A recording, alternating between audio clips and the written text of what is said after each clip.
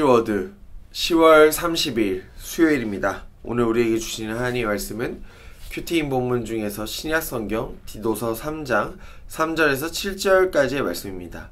디도서 3장 3절에서 7절까지의 말씀을 제가 봉독합니다.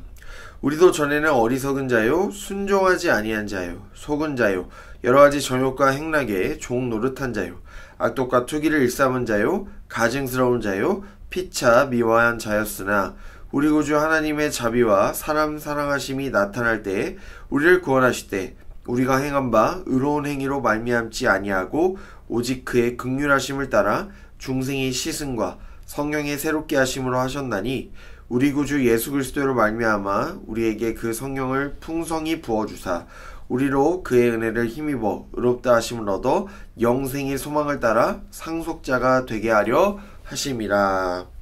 아멘. 자, 오늘은 이제 다시 새롭게 라는 말씀의 제목을 가지고 하나님께서 주신 말씀의 은혜를 여러분들과 함께 나누도록 하겠습니다. 오늘은 디도서 3장 이 앞부분의 내용을 이제 다루게 되는데, 여러분 디도서 3장에서 바울은 디도에게 그러니까 하나님의 구원의 은혜에 대해서 지금 잘 설명하고 있는데, 예수님의 피로써 죄사함 받은 우리는 어떻게 가야 될까요? 그러니까 정욕과 불법한 일들에서 멀리 떠나서 살아가야 합니다. 왜냐하면 우리는 이미 하나님의 자녀라는 그 인치심을 받은 그 사인의 증표를 받은 사람들이기 때문이에요. 우리는 하나님의 자녀라고 이렇게 말하고 있는데, 하나님의 자녀로서 우리가 살아가지 못한다면 세상의 자녀처럼 살아간다, 하나님의 자녀가 아니라 세상의 자녀처럼 살아간다고 할 때 여러분 그것을 누가 그냥 내비두면 안 되겠습니다. 그러니까 누군가 옆에서 말해줘야 돼요. 그거 지금 잘못된 길로 걸어가고 있는 거야 라고 말입니다. 그래서 바울은 오늘 디도에게 이렇게 말하는 거예요. 디도서 2장 15절에 너는 이것을 말하고 겉면에서 모든 권위로 책망하여 누구에게서든지 업신여김을 받지 말라라고 말하고 있어요. 그러니까 영적인 리더들은 성도들에게 예수님이 걸어가신 길로 걸어가도록 방향을 제시해야 되고 케어해야 되는 거예요. 하나님의 자녀로서 올바르게 살아갈 수 있도록 계속해서 관심을 두고 기도하고 방향을 제시해 줘야 되는 거죠. 그것은 어떤 영적인 리더들이 잘나서가 아닙니다. 여러분들, 그들도 하나님의 은혜를 먼저 경험했기 때문이에요.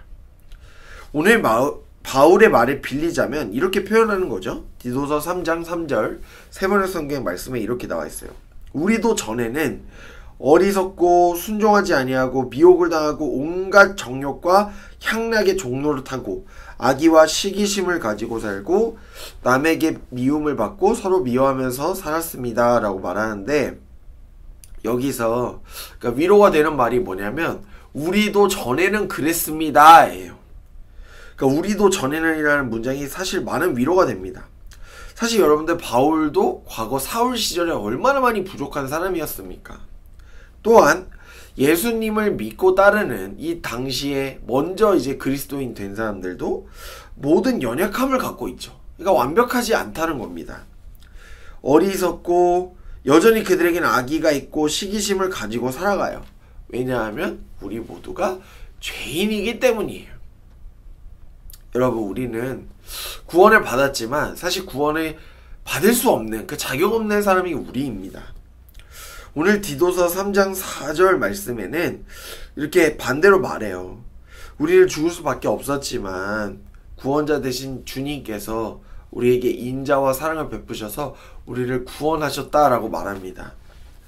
여러분, 이것은 우리가 하나님께 이쁜 짓을 해서 구원을 받은 게 아니에요. 하나님의 선택이시고 하나님께서 우리를 향한 사랑을 멈추시지 않으셨기 때문입니다. 이게 하나님의 전적인 은혜와 하나님의 어떤 자비하심이 들어있는 거예요. 여러분, 이 한량없는 하나님의 은혜 때문에 우리는 새로운 삶을 살아갈 수 있는 거죠. 옛사람의 옷만 입고 사는 것이 아닌 새 사람의 옷을 입고 살아갈 수 있는 거예요. 또한 여러분, 하나님 우리에게 성령님을 선물로 보내주셨잖아요. 보혜사, 도우시고 위로하시는 그 은혜의 성령님을 우리에게 보내주셨는데, 그 성령이기 때문에 우리는 하나님의 사랑을 풍성히 누리며 살아갈 수가 있게 된 거예요.